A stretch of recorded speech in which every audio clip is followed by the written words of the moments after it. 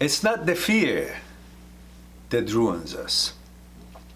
What we do not to be afraid is what ruins us. Hello everyone, hope you're all doing well. During the past while, we've been talking about HOCD, intrusive thoughts, transient thoughts, negative thoughts, OCD in general. And today I want to talk to you a little bit about the behavior and the so-called quote-unquote logic that the mind uses and falls into that vortex of following the suggested thoughts that pops up in our head, intrusive thoughts. And we just want to examine little bits and pieces of the behavior, movement of thought, this all-knowing, wise thought that we follow and we believe that nonsense that it pops up in our head. Let's just examine its process for a second, for maybe pondering, and you analyze it inwardly yourself. This is what I put out here for you to ponder and analyze. Don't believe what I say, just reach in and look at it inwardly and see if it makes sense, if it's something to be entertained at all or not.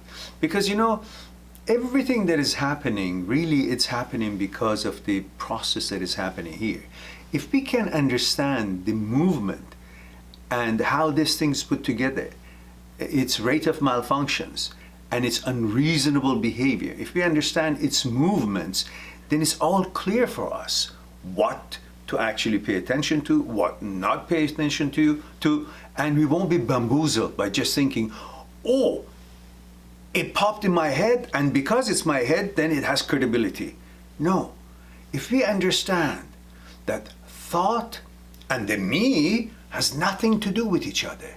The me came way before thought was even an ability in human beings.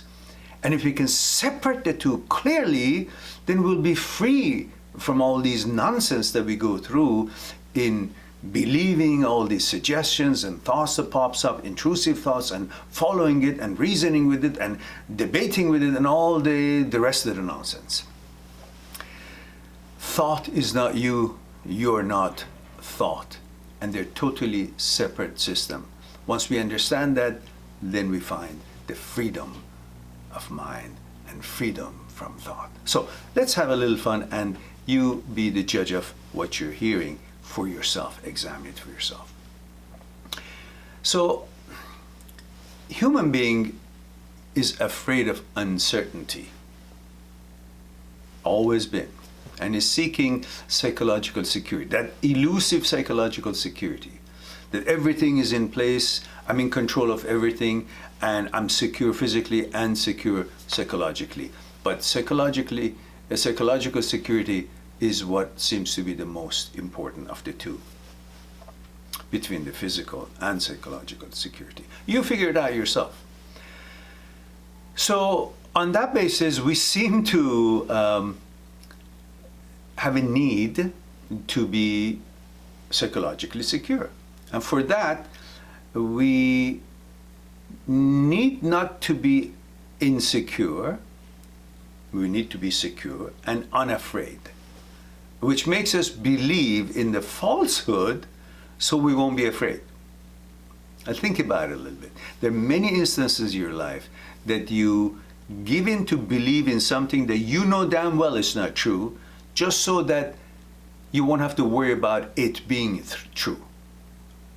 That logic, just think about how stupid that logic is that we actually follow it when a thought shows up and insist, which we've talked about in different videos, that it's a malfunction between the frontal cortex and the amygdala, but we're not talking scientific or in here. We're just focusing on understanding how silly these supposedly logics of these thoughts are.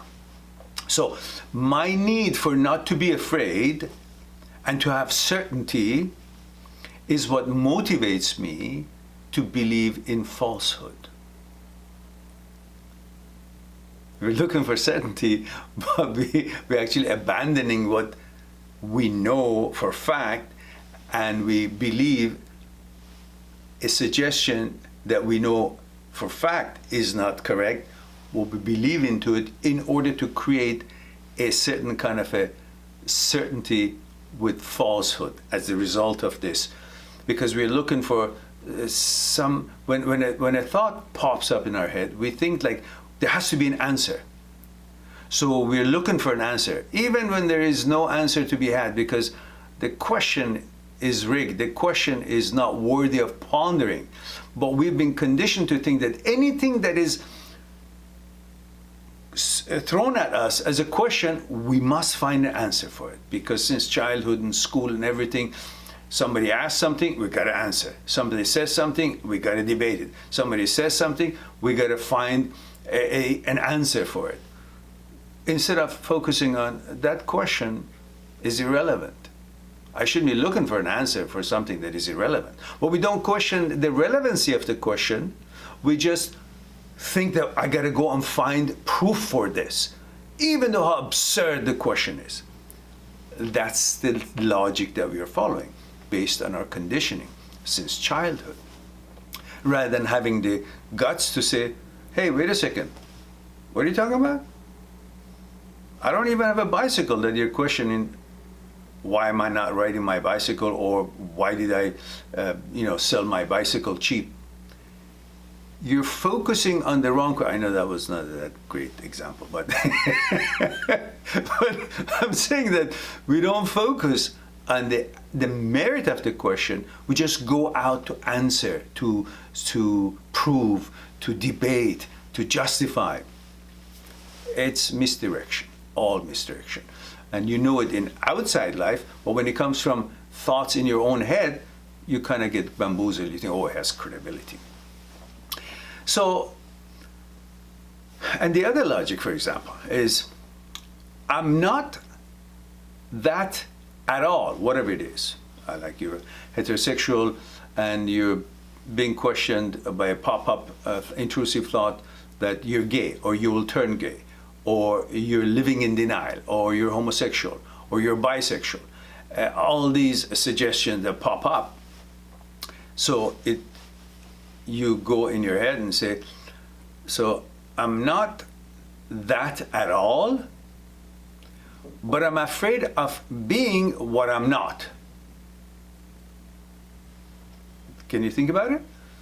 You know that you're not homosexual. But you say, I'm not that at all, but I'm afraid of being what I'm not.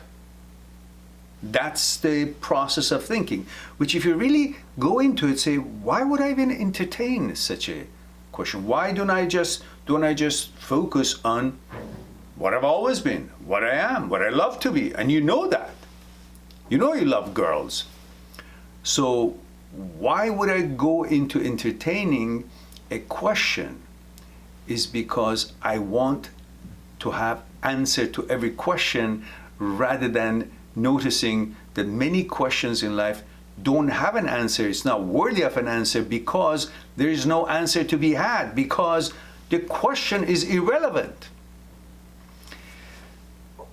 And so in here, I believe in what I am afraid of. I believe in what I'm afraid of, so I won't have to be afraid of it.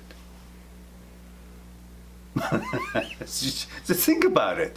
These are how these thoughts going through your head when an intrusive thought shows up and it's irrelevant to you. Intrusive thoughts, the topic of it is irrelevant. Most all thoughts are intrusive. But instead of you choosing what to pay attention to or not, you simply take whatever thought comes in as if it is something that you have to pay attention to. The next one is like you say, I just don't want to be afraid of anything, so I believe it, so would no longer be afraid of it. It's like saying, I prefer to jump off a cliff so I won't worry about falling.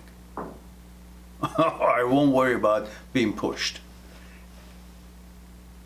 It's kind of ludicrous the way we entertain these thoughts instead of simply recognizing it's there, brush it off, let it be there, let it have its own thing, and you have your own thing. But instead, we are always in our life trying to prove things to the others, including a thought that has got no basis whatsoever, and we talked about it in the video number 11, and we try to prove it to a thought, as if thought is an entity, is something that we are supposed to prove our being, existence, what we are all about, to it.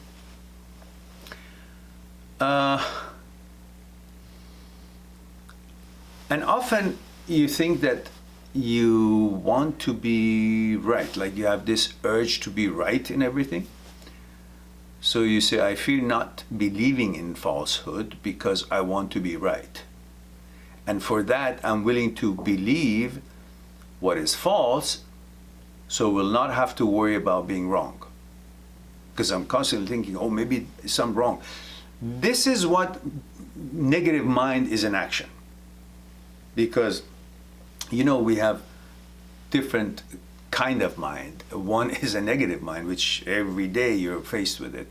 You know something is correct, but you doubt it. When you have an OCD, or even when you don't have an OCD, intrusive thoughts, doubtful thoughts, negative mind is in everybody. But in the case of people with OCD glitch, at the time of OCD glitch, it magnifies and it takes over many different aspects of our lives. For example, you know damn well that when you're taking, let's say, your supplements, you could have taken one pill and you just want to make sure it doesn't, I don't know, touch something dirty. And you know it's been away from everything, but you say, oh, maybe my hand was a little bit too close. Yeah, it was a centimeter away, it didn't touch it, but maybe it did, so I'll just take another one.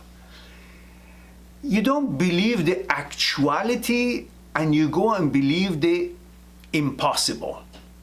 Just because you want to make sure that the actuality was sure actuality that you're believing in. It's a game that you've fallen into and you can't get out. And you do that about everything. The light is off, turned off and on, but you turn it on again and off again. And you do it a few times, just to be sure. But you already know it's there. You wash your hands once or two times and you know it's clean. But you wash it again and you know it's clean, but you say, no, I just wash it once, just in case. And there's no reason why it wouldn't be clean, but you do it again. Same thing, it's the same process. You know you're heterosexual, but a thought pops in that you're gay because that is exactly what you're not. And intrusive thoughts always attack you with what you're not, opposite of what you are, because that's the most important thing for you, what you are, and you protect that. You're heightened, your security system is, protective system is heightened on that, and that's where it attacks. And then you go on defensive instead of just simply ignoring it. So when it attacks you with a thought comes up, you are gay, or you'll turn gay, or you thought that guy was handsome, so that means you have inclination. And you use all these, which is a normal thing for anybody to think anything is handsome or beautiful or this and that, but you latch onto it because you're so die-hard heterosexual that your security system is heightened on that nothing should even question in the way of any shape or form, let alone even a regular shape or form, just natural observation. So you go on that and you go nuts about making sure. Now I gotta make sure that I'm heterosexual. Well, you are.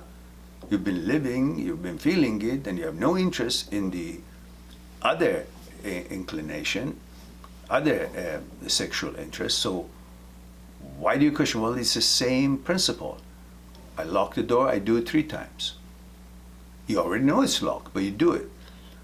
Then you understand, when you wash your hands, you lock the door, you understand that you're doing it excessively. It's not necessary, but you just do it because you just want to make sure, but even though you know it's sure, but you still do it. You understand that part. But when it comes to your sexuality and you know heterosexual, you damn well know it, but when a question or a pop-up thought, intrusive thought, pops up saying that you might be gay, you don't think of that the same as you locking the door. Say, I know it's locked.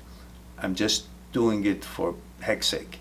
So in here, instead of saying, I know I'm heterosexual, so I shouldn't even entertain this thought, you don't do that. You actually believe that.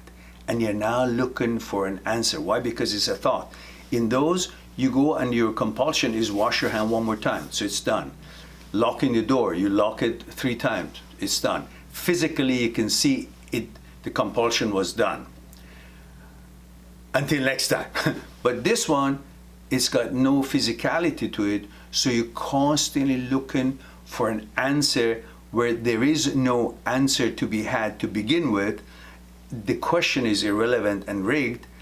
And thirdly, it's a mental thing.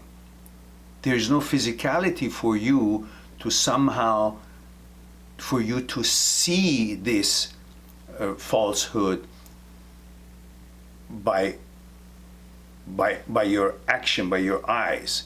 And you don't rely on all the actions that proves to you that you've always been a heterosexual. You just constantly think that there must be some other proof. So you're looking for something that doesn't exist and doesn't need to be exist. And another proof. Why? It's again the same stuff as it is here.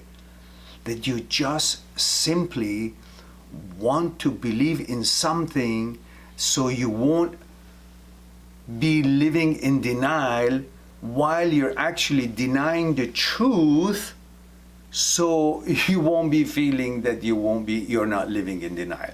Listen to this. This is kind of silly in here. That you say that,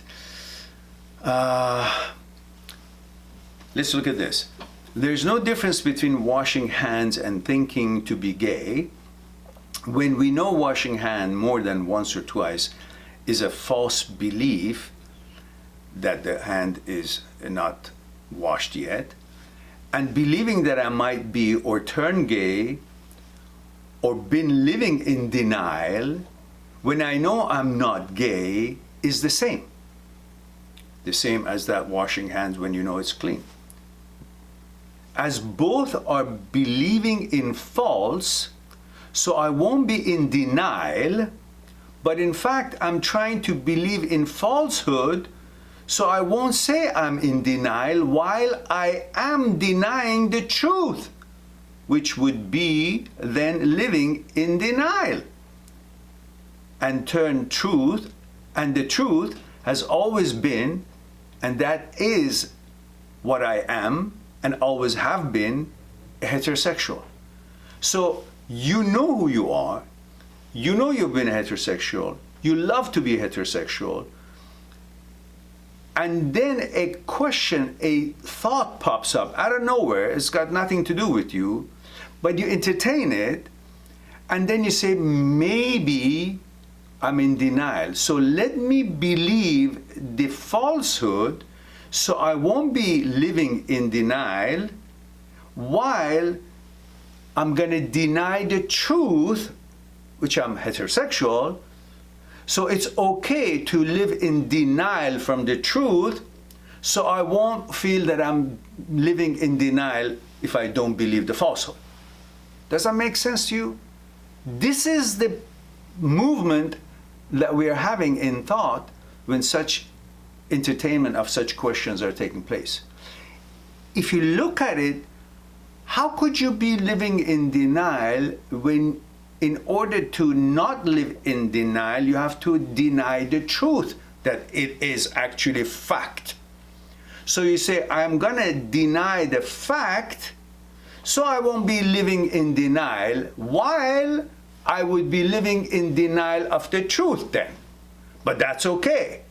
But let me simply not focus on the facts and let me just believe the falsehood, because if I don't believe the falsehood, that would be I'm living in denial. But if I don't believe the truth, that wouldn't be living in denial.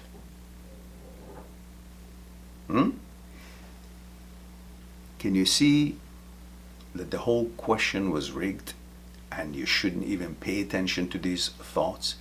That's the solution. So let the thoughts come, because we have this problem of negative mind at work. It's not anything else other than the OCD, continuous OCD for the sake of OCD. So I think we stop here, and I'll have another video for you that I'm going to be preparing, which it's a little bit interesting as well, but maybe more interesting than this, because it's something perhaps you've never heard before. So until then, be good to yourself and the others. I'll talk to you soon.